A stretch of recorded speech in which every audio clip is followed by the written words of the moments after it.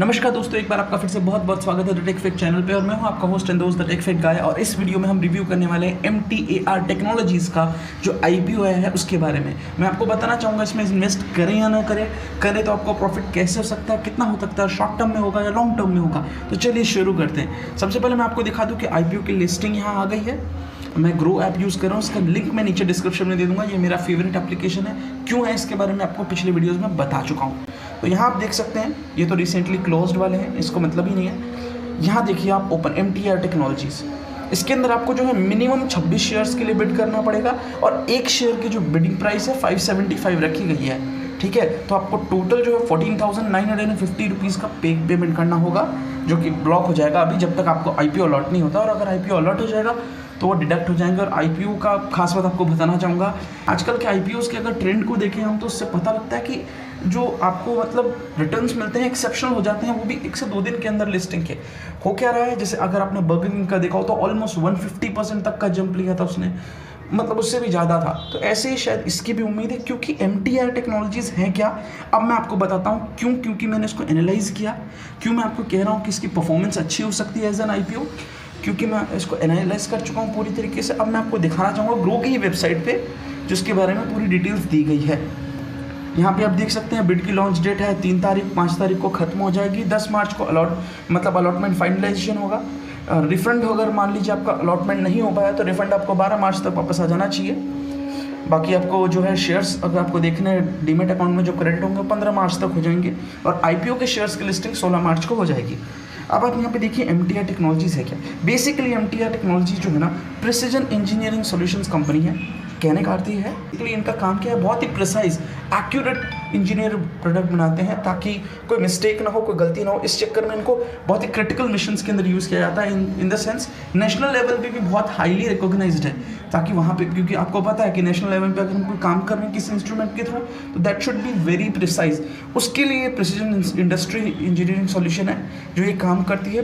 Primary sectors जो है MTAR के टेक्नोलॉजीज़ के, उसके अंदर clean energy, nuclear energy, space and defence, तो भैया DRDO के अंदर आ जाता है। स्पेस है तो भैया ISRO के अंदर आ जाता है।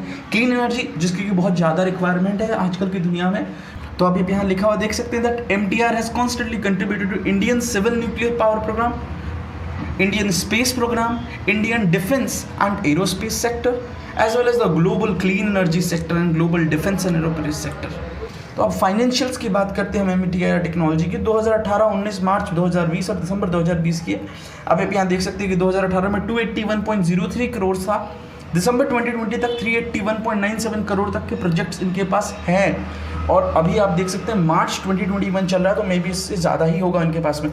टोटल इनकम जो दिसंबर 2020 तक थी 177.99 करोड़ की। टोटल एक्सपेंसेस जो आज तक किए गए हैं, मतलब दिसंबर 2020 तक 138.39 करोड़ के। और profit after tax deduction 28.07 crore का है। यहाँ आप देख सकते हैं all are the amounts are in INR crores. अच्छा, इस चीज़ में इस जगह एक और चीज़ लिखी हुई है दैट आप यहाँ पढ़ सकते हैं, ग्रो की वेबसाइट पर अवेलेबल है, आप जाकर खुद भी चेक कर सकते हैं। इसका भी लिंक मैं नीचे डिस्क्रिप्शन में दे दूंगा। So the Indian precision engineering industry is priced at 4098 billion and is expected to grow at CAGR of 7.1% between 2016 to 2020 and a CAGR of 6 to 7% between 2020 to 2025, while auto components have the largest share in the precision market. Defense, aerospace and aviation sectors follow close behind them. तो अब यहाँ पे हम बात करते हैं strengths of MTAR technologies जो available है यहाँ पे। तो क्योंकि देखिए बहुत ही प्रिसीजन वाली इक्विपमेंट्स बनाते हैं, उसके लिए ऑब्वियसली बहुत ज़्यादा हाई क्वालिटी चेकिंग की जाती है। क्योंकि चेकिंग बहुत ज़्यादा हाई क्वालिटी की जाती है, इसलिए जो मतलब जो रिक्वायरमेंट है पूरा एग्जैक्ट निकल के आता है। मतलब हर टाइप के वैलिडेशन क्वालिटी चेक में पास हो जाता है, तो इनके प्रोडक्ट्स फेल होने के चांसेस ऑलमोस्ट निल होते हैं, जिस वजह से ऑब्वियसली कंपनी को फ़ायदा होता है। और कंपनी को फ़ायदा मतलब आपका फ़ायदा। ओवर द ईयर की तो MTAR ने बहुत सारे प्रोडक्ट्स को बना रखे हैं। यहाँ पे आप देख सकते हैं 14 kinds of product in nuclear sector, 6 kinds of product in space and defence sectors, और भी बहुत सारे हैं। MTAR का बहुत बड़ा सप्लाई चेन है, जिस वजह से भी इसको बहुत फ़ायदा मिलता है कंपनी को। और बहुत सारी experienced and qualified management team है, क्योंकि ऑब्वियसली MTAR बहुत ही हाई प्रिसीजन डिवाइसेस बनाती हैं। तो किसी भी नॉर्मल इंसान के बस की बात नहीं कि आप कोई भी किसी को लेकर के ऐसे काम करने को सौंप दे। ऑब्वियसली वो बहुत ही स्किल्ड, बहुत ही स्पेसिफिक लेबर को चुनते होंगे जो बहुत ज़्यादा एक्सपीरियंस्ड है, क्वालिफाइड है।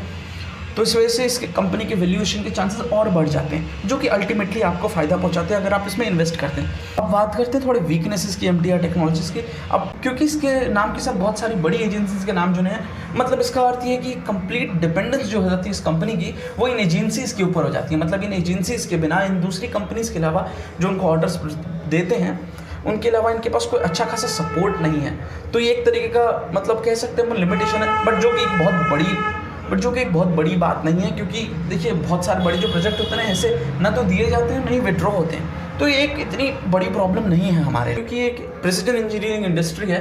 तो इसके जो प्रोडक्ट्स होते हैं अगर फेल हो जाते हैं तो बहुत बड़ा एरर कर सकते हैं, और एरर करने के साथ साथ अच्छा खासा डैमेज कर सकते हैं कंपनी को भी, कंपनी के इमेज को भी, और अल्टीमेटली आपको भी। अगर किसी टाइप का डिस्ट्रप्शन हो जाता है सप्लाई चेन के अंदर, तो भी बहुत ज़्यादा इफेक्ट होता है बिजनेस के रेवेन्यू। तो अब आपको इन्वेस्ट करने के लिए जो चीज़ ध्यान में रखनी है, वो 3 पॉइंट्स यहाँ पर कुछ सामने दिख जाएंगे कि ये MTR जो टेक्नोलॉजीज़ हैं बहुत ही लीडिंग प्लेयर है प्रिसीजन इंडस्ट्री के अंदर। इसके पास बहुत बड़े बड़े क्लाइंट्स हैं, जो कि DRDO आ जाता है हमारे पास, HAL, ISRO, ऐसे बहुत सारे क्लाइंट्स हैं जो कि बहुत ही बड़े क्लाइंट्स हैं इसके हिसाब से। अच्छा, एक चीज़ और, क्योंकि कंपनी जो है बहुत कम कस्टमर्स है, ऑब्वियसली प्रिसीजन इंडस्ट्री है, बहुत कॉस्टली होती है, हर कोई इसे नहीं अफोर्ड कर सकता। तो गवर्नमेंट जनरली इनके, जैसे DRDO है, ISRO है, सब जनरली गवर्नमेंट इक्विप्ड बॉडीज़ हैं, और वही इनकी चीज़ें इस्तेमाल करती हैं, वही इनके इक्विपमेंट्स लेती हैं। तो अगर गवर्नमेंट पॉलिसीज़ कुछ ऐसी बन जाती है जो इनके अगेंस्ट है, तो ऑब्वियसली वो कंपनी को और उसके रेवेन्यू को 100% इफेक्ट करने वाली है। तो ओवरऑल बस यही था MTR टेक्नोलॉजीज़ के बारे में। अगर आप मेरी राय मानते हैं, जैसे कि बस एक प्रेडिक्टेबिलिटी के हिसाब से, मैं आपको कहना चाहूँगा इसमें इन्वेस्ट कीजिए, क्योंकि जैसा IPO का अभी कुछ दिनों पहले तक ट्रेंड चल रहा है, मतलब पिछले साल से अब तक, उसके हिसाब से मैं आपको कहूँगा इस IPO में इन्वेस्ट कीजिए। एक अच्छी इंडस्ट्री है, एक बड़ी इंडस्ट्री है, बड़े क्लाइंट्स हैं, रेवेन्यू अच्छा है, कंपनी के ऊपर ऑलमोस्ट डेब्ट बिल्कुल नेग्लिजिबल है, प्रॉफिट अच्छा खासा है, उनको अच्छा खासा प्रॉफिट दे सकती है, और उम्मीद है कि 6 से 7% पर ईयर के हिसाब से कंपाउंडिंग पे चलेगी। सो ये भी एक बहुत अच्छा इसका प्लस पॉइंट है। तो मैं आपको 100% रिकमेंड करूंगा, अगर आप थोड़ा सा इस पर खुद रिसर्च कीजिए और देखिए। ग्रो की एक वीडियो भी अच्छी खासी अवेलेबल है यूट्यूब पर, आप इसको जाकर के देख सकते हैं। इनकी वेबसाइट का जो मैं लिंक दे दूंगा उस पर चेक कर लीजिएगा, आपको ये सेम वीडियो दिख जाएगी।